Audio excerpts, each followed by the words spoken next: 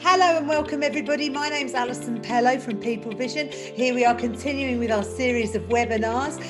Today we've got the lovely Ivana there. She is my wonderful Kickstarter who's helped me to organise all the events, and our lovely Katie Taylor. Katie, would you like to introduce yourself, please?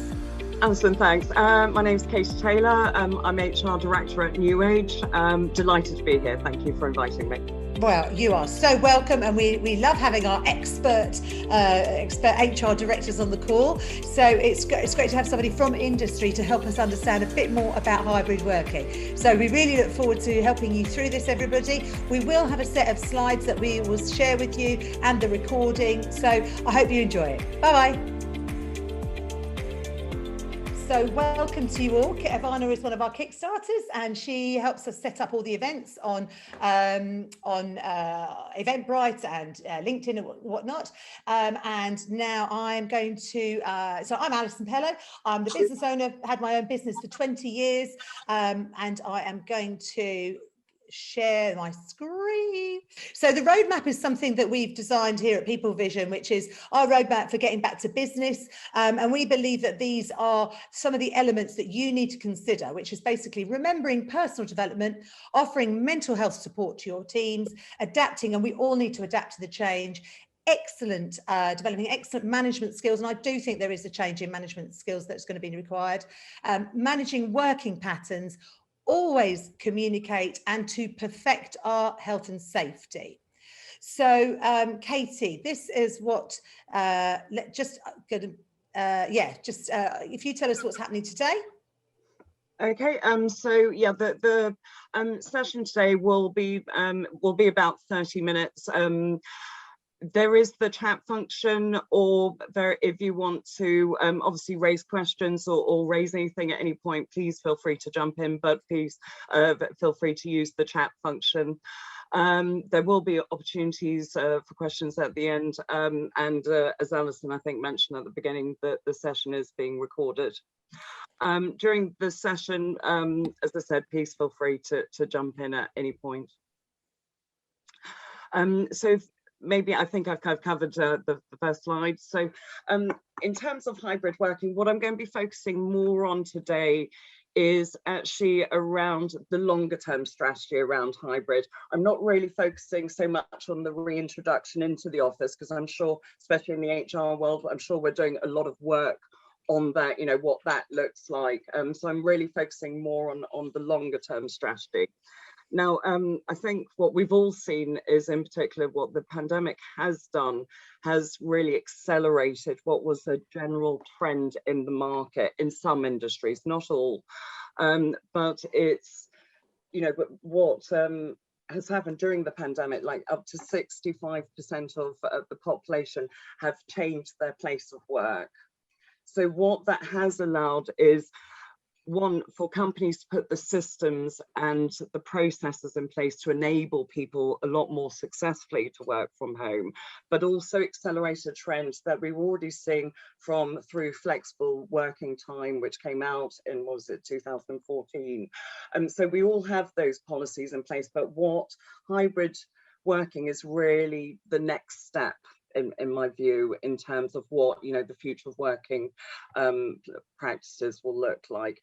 So in terms of some of the benefits, I think we're kind of all aware of some of the benefits. I'll talk through them in a greater level of detail, but what it has given is people a lot more flexibility in terms of how they work, more adapting to what, if they've got caring needs, or, you know, preferred ways of working, you know, early start, early finish, and stuff, and really being able to accommodate more of what's going on in the home life.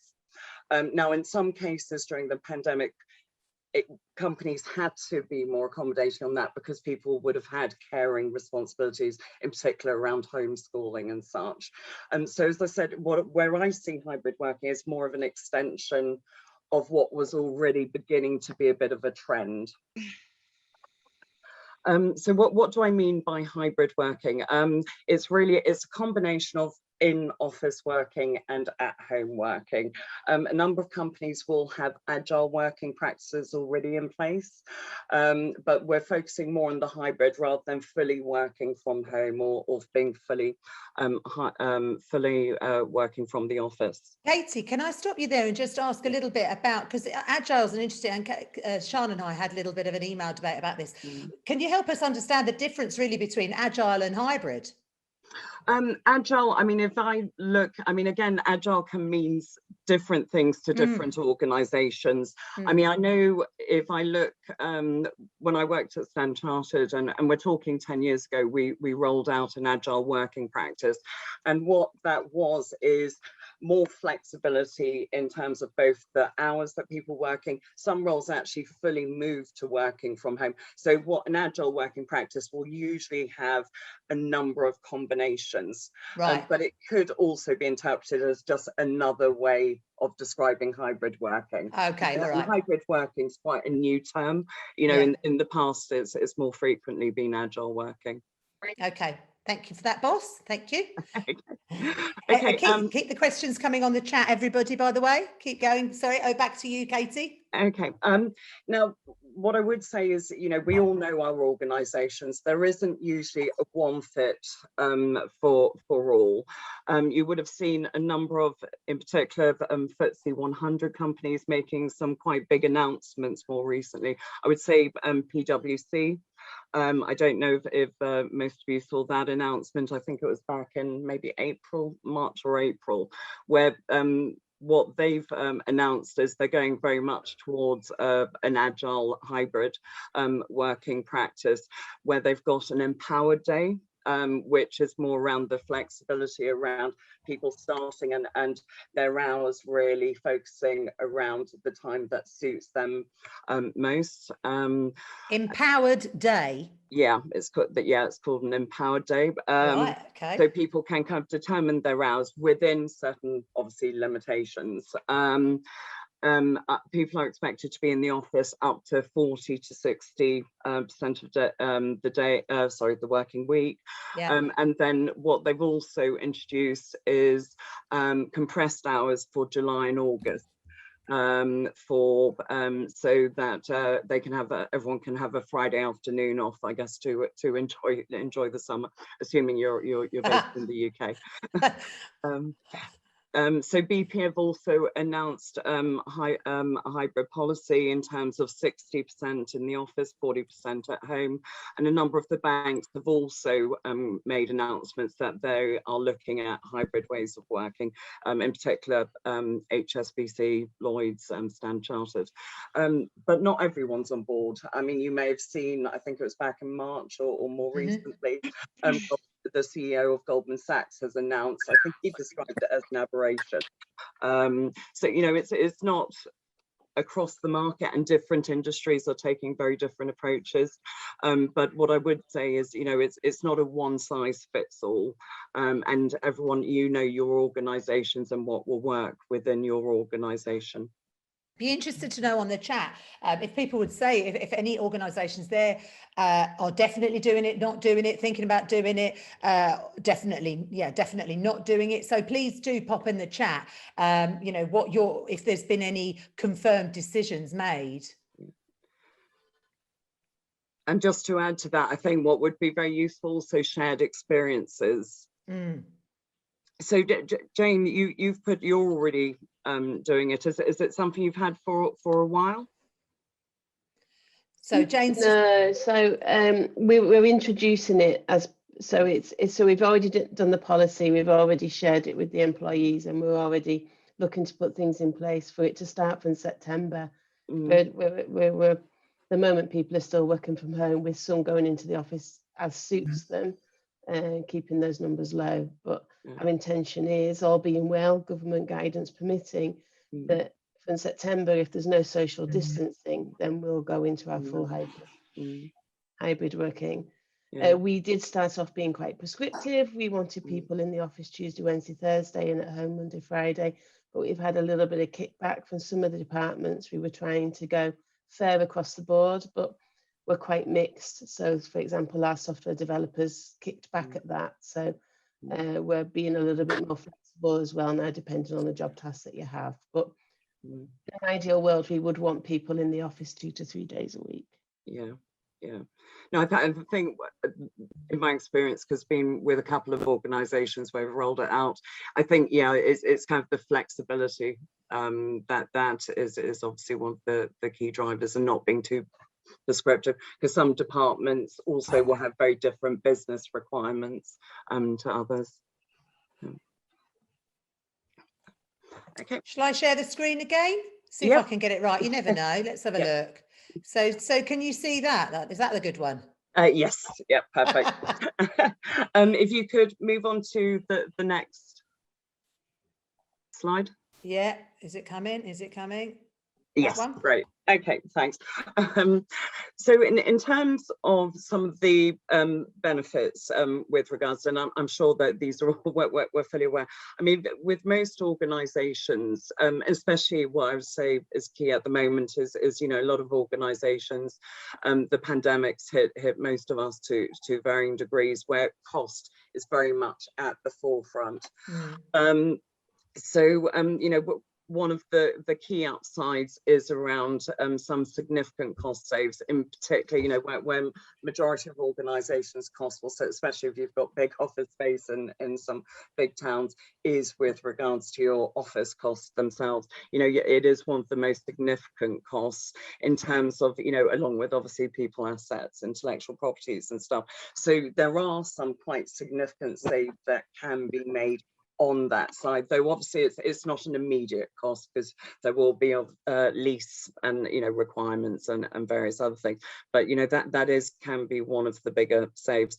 What you will also, though, on the other side of that, there will generally be more investment around some technology and software, but you will also save on regular costs, such as office, some office stationery and sort of like some lesser costly items. It's also in terms of employee costs, as individuals, there'll be saves if you're not traveling as regularly around commuting costs, whether that's petrol, travel on the train and stuff, and also lunch costs, which can be somewhat costly at times, and that, or if I look at my own experience, saves around regular coffees from your various coffee houses. The discussion about productivity is really interesting, Katie, because again, things I'm reading are that people are actually overworking. They're starting the day earlier, they're starting the day later. And I know we're not here to talk particularly about well-being, because we've got lots and lots of different webinars we're doing and things talking about the well-being aspect that's obviously very important. But I wonder whether anyone, guys, if you could put on the chat, if anyone's noticed there was kind of like, I wondered whether there was a peak in productivity with people, and then it sloped off again, because then people just got so much screen time they can't handle it. So I'd be interested to see what people on the call thought about around that productivity. You've got any thoughts on that, Katie?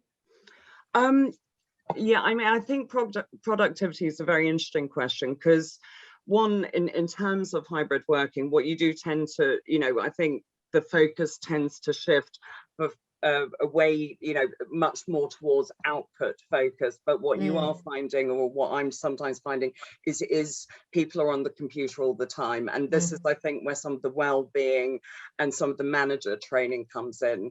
And then on the flip side, I've had some managers who've raised concerns about productivity dropping off a bit, and not being able to see people, and that to me is always an interesting question, because what I've found and experienced, generally people who are highly productive in the office will typically be highly productive at home, and also the flip side of that coin.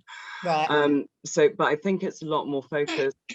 Managers not expecting people to be online all the time, if expecting necessarily to always use that commuting time that they may have had to be online. So it's again getting that balance.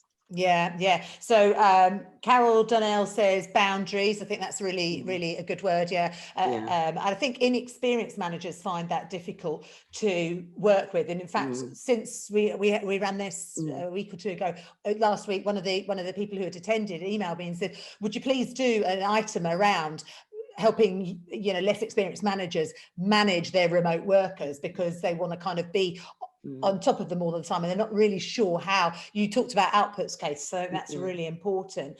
And Diana said overworking can really be an issue for us. I don't think that's particular to any different industry. I think, like you say, it can be very individually led. Yeah, and it's also, I think it's said, it's very much around manager training on this. Yeah, but also, the company culture in terms of not expecting people to be just, because people are at home, that doesn't mean they're available all the time. Yeah. And especially, having some good practices, but also managers leading from the front on some of this. Yes. So yeah, no, absolutely key. Yeah, good. Jane Williams says, I'm keen to look at management training measuring output rather than input. Oh, Jane, can we collaborate? I'm going to, Ivana, can you write that down? I want to talk to Jane about that, because that's exactly the sort of session I would like to run. Changes in management styles and the success of hybrid. So Jane, it would be lovely to talk to you about that after today. Okay, back to you, Katie. Okay.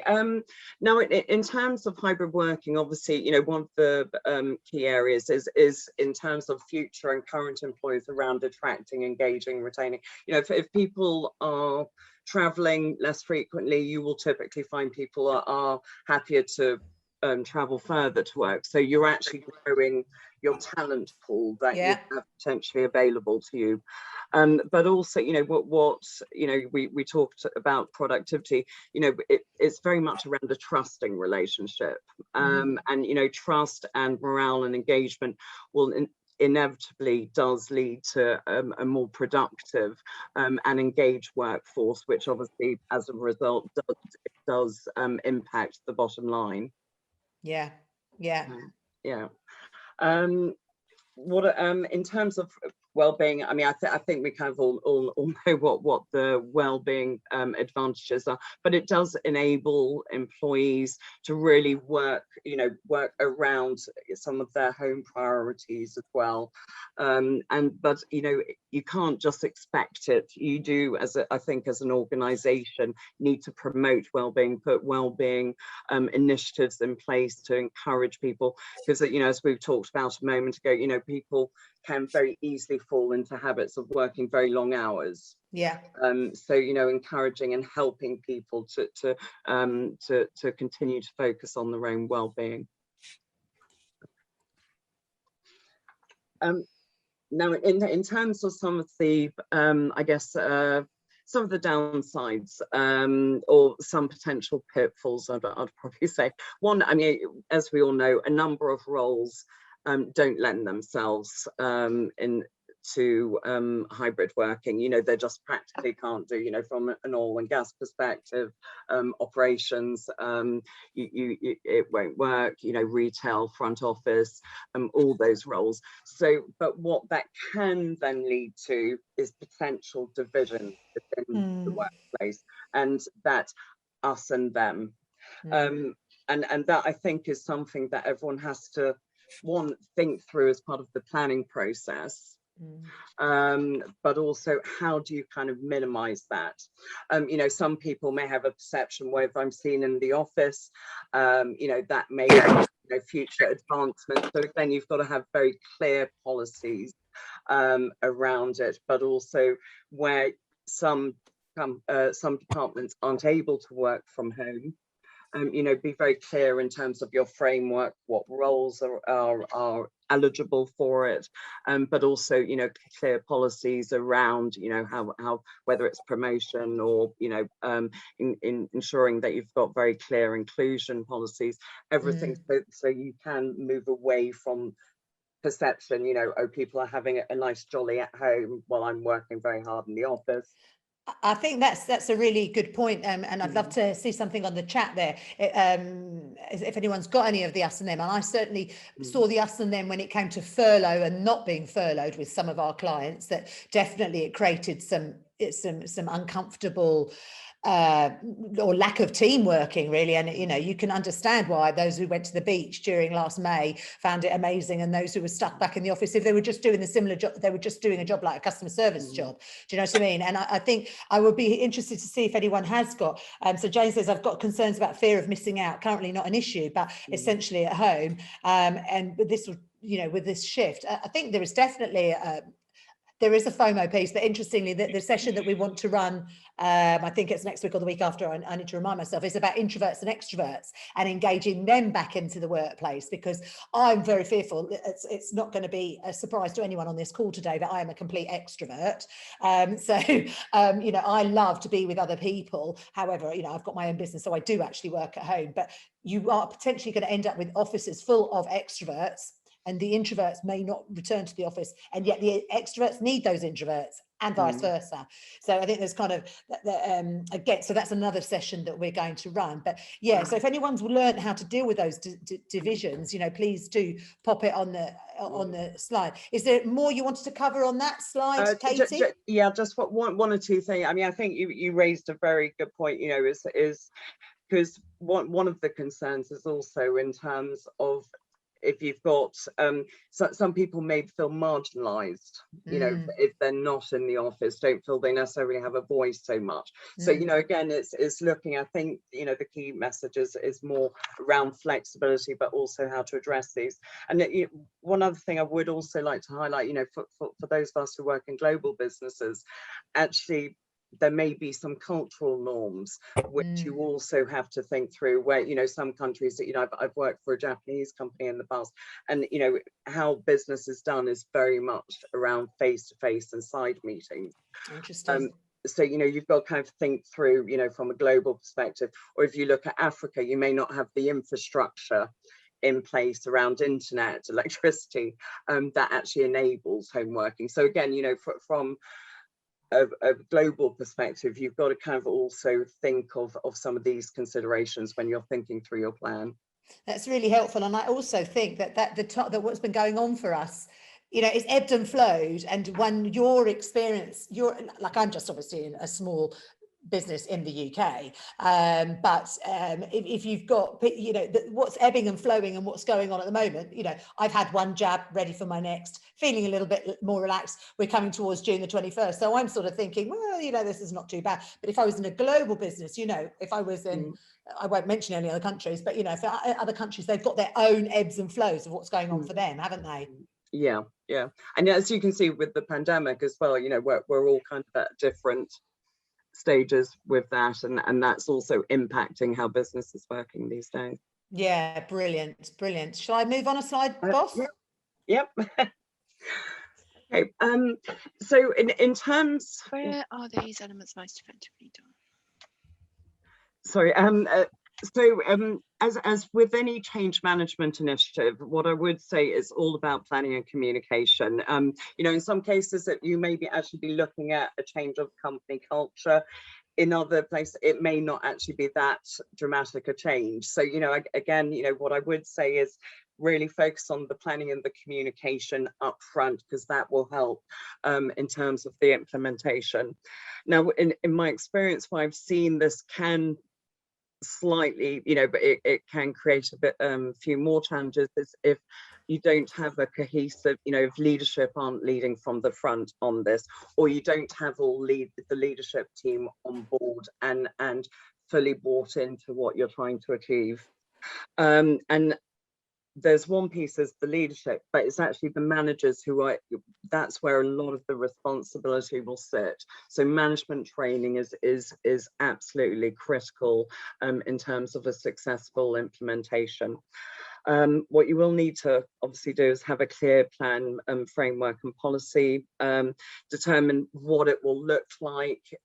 What I would say in my experience is actually piloting, whether it's in a country or a department, because that will actually help you flesh out where some challenges you may have not thought through. And also, you know, as much as possible, work through the considerations before kind of going live and engage with employees early on. But you know, where the considerations as much as possible, you know, either have, whether it's managers guides, or have FAQs, or, you know, as much as possible within the policy itself. But you've got to have, you know, the principles and objectives, clear model, you know, is it going to be wholly flexible? Is it going to be, you know, and looked at by department? Are you looking at 2 or 3 days? Are you putting minimums? You know, and think of all the impact of those. What roles are eligible? This should obviously be in the policy. Think about some of the practicalities I mentioned, especially if you're a global business.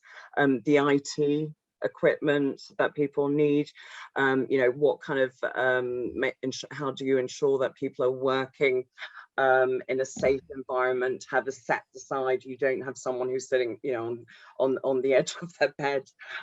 So, you know, ensuring that people have a safe working environment, but also think through eligible expenses. I'm sure during the pandemic, a number of us, or from an HR perspective, had a number of questions about, you know, would there be some compensation for electricity, broadband, printers, all those kind of considerations. So think through, but there are also other benefits that you will need to have some thought in terms of how you will deal with those, such as car allowance. So, you know, a number of industries used to have car allowance. You know, I've been on number of HR forum calls where, you know, some companies thought, well, should we be pro-ratering the car allowance, because people obviously it's intended as a car allowance and people won't be traveling. But then you also, obviously, if you're changing terms and conditions, need to think of then also consulting on that. Well, I was going to bring that up actually, Katie, because there are people, you know, let's say, it doesn't really matter. Well, let me say you've got a manager who's earning between, I don't know, 50 and 100 grand, right? And they normally used to go to London every day for their job. And I was just talking to my friend about this the other day, and her husband still, you know, he's going to go to the office maybe 2 or 3 times a week. And then you think, well, they used to have a salary. You used to call it London waiting. I don't know, because I'm not a reward specialist. You know, you used to have London waiting, or, you know, inner city benefit, or whatever it might be. So again, you know, we don't really know, do we, how long this is going to settle in, this hybrid working, and are we making a big step change right now for something that might actually go away? I mean, none of us know, but it would be interesting to think what people, and, you know, how soon are they going to red circle people's salaries? You know, what are you going to do? Because you might well be paying a lot more, correct me if I'm wrong, but for and I would say it was probably more the executive level. I mean, what are your thoughts, Katie? I mean, one, obviously, if you're changing any contractual, you do need to consult. But, you know, I think it's interesting being on a number of HR. We don't have car allowances with us, but I know a number of companies are pro-ratering, have chosen to pro-rata based on the fact that there'll be less travel. But, you know, obviously it's being prepared, because that, you know, and you have, you know, I have some sympathy with the employee view in terms of that. Well, but my car is not changing cost. I may be using it less, but, you know, that the overall cost isn't changing. So, you know, I think it very much depends on each company and how they want to approach it. Yeah, okay, brilliant. So we've got, I think we're about 11:32. We're on for another quarter of an hour. No, not at all. Listen, I'm the one that interrupts and asks lots of questions. So I love it, but I'm just kind of time checking and say, right, we've got quarter of an hour. Carol says on this chat that we've CIPD have got some good resources. So we're actually, part of our pack afterwards will be to send you out the CIPD fact sheet, because Katie and I thought, well, there's no better place than the CIPD, of course. And she's going to reference it just now. So well done, Carol, you're there. And also Carol says tax considerations. She just pops in the chat there too. Yeah, and that is, you know, there's also tax and also insurance considerations. So again, you know, having a clear view on that from an organizational perspective, but also, you know, ensuring that employees understand some of these implications. Brilliant. Okay, back to you, Katie, on the old policy side of things. Okay, sorry, and just in terms of the last bit, I mean, as I mentioned, you know, employee engagement, you know, and how that can take form, the loads of forms that you can do, but, you know, in terms of whether you're consulting with Works Council, through surveys, through regular engagement, town halls, you know, I think very much employee engagement really does need to be at the heart of whatever you do. But if, and I mentioned earlier around piloting, what I would always say in terms of pilot, be fairly far along the track and committed to it before you pilot, because otherwise, you know, these things, it is quite difficult to unwind if you do as an organization decide to make a change. So in terms of policy, I mean, I think what as Alison did mention, we are going to, as part of afterwards, as what's available, we will have a kind of just a very high level, and you know, your organisation would need to obviously be tailored, but we do have a high level policy available. But what I would say is that, you know, some of the key points are around the principles, setting out who's eligible, how people apply for it, understanding the roles and responsibilities, and how it fits in with some of your other policies, if it's separate from your flexible working practices. And also, you know, how it sits in, as I mentioned, around some of expenses, IT, and all those things. But I would always say, you know, as with any policy, have some flexibility around it and an ability to vary it at time to time. As Alison and also Carol have mentioned, CIPD has a wealth of resources available. And we will share those afterwards, but yeah, there are a lot of resources available. As Alison has put on here, you know, they've got information around management, well-being, performance management, the full employee cycle, so a lot of resources available. So just in terms of the legal piece, as I mentioned, you know, if you are, some companies are choosing not to vary contracts. As we all know, employment contracts do need to include a location, but some companies are choosing to do it because majority of time will be still office based, not varying the contracts. But obviously, if you are varying your contracts, then you will need to obviously consult and go through a formal consultation process. Brilliant.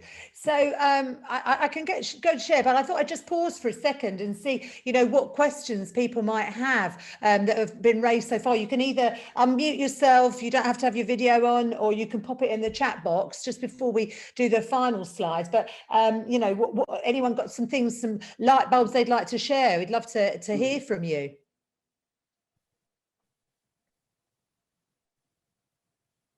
I'm sure, Sian, I'm sure you've got something to say. Sian's always got something to say, and I don't mean that in a bad way. Sian is our employee relations specialist, and she's the one that earlier said, I think we need to be careful of not to dismiss concerns about productivity. And so, Sian, do you want to just pick up on that point? It was highlighted on something I saw on an email I got this morning from CIPD, where somebody was talking about concerns about somebody who was working from home and they didn't think that they were necessarily working.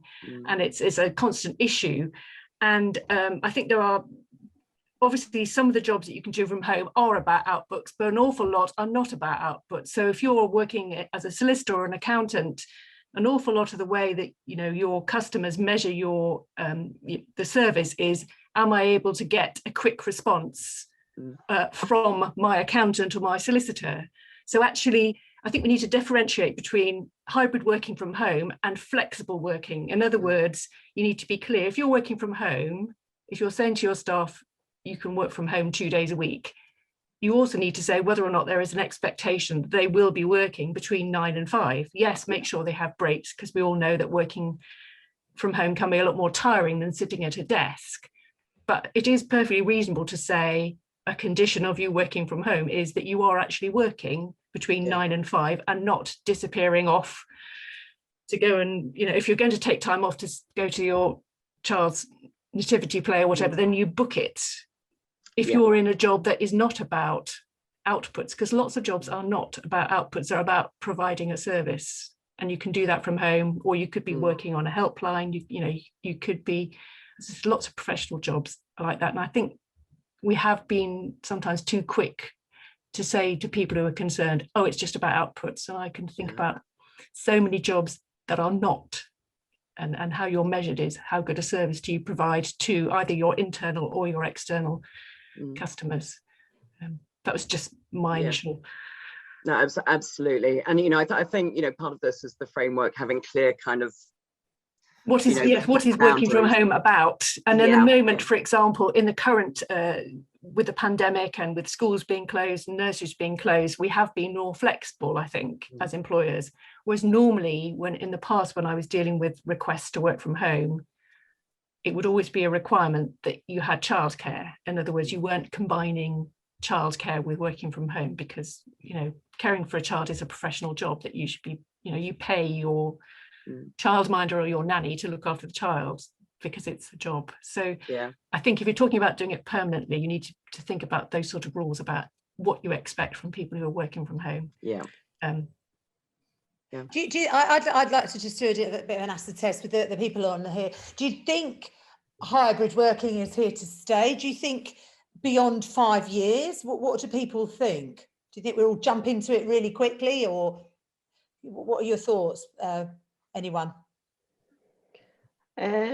So I think it's here to stay, but I'm not 100% sure that it's here to stay to the level that we think it might be when we start off. I think when people get back into the office, they'll start to see what they enjoyed about being in the office. So I think there will be, I think we will slowly have people start to return to the office more, but I don't think it's not here to stay.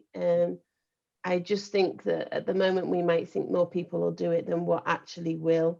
But I do think that with time and as generations change, that it might change.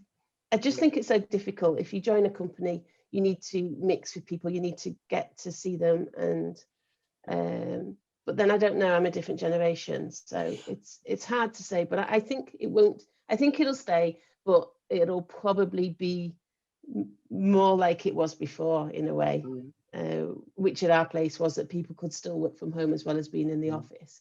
We just didn't have a policy. I think there's a danger, if you move towards too much working from home. I think hybrid working, I think, is good. It has lots of advantages in terms of saving on commuting time and that sort of thing.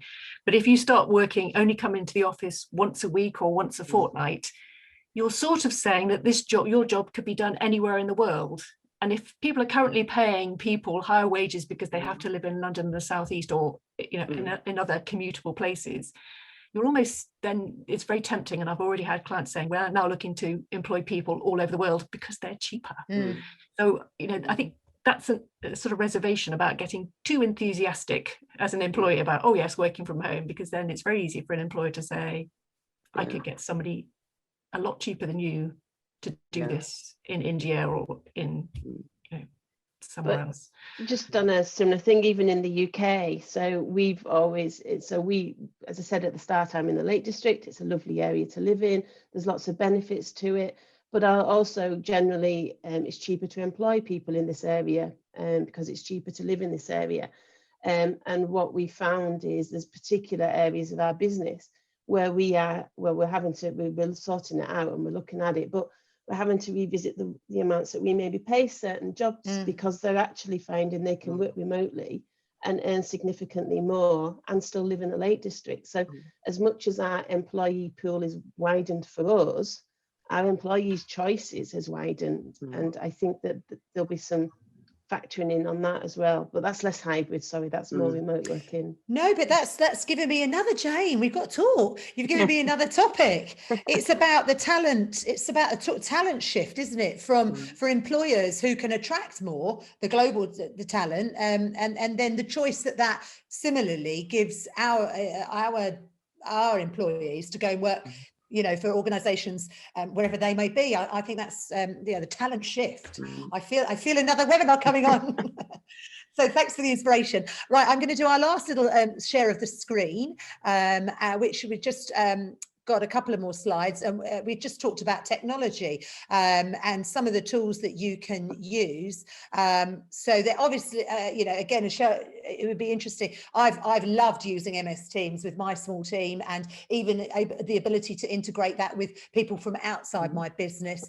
There is I put a link in here for project management software, and you know, I'll just tell you this link as well, which has the link to all of our future events on.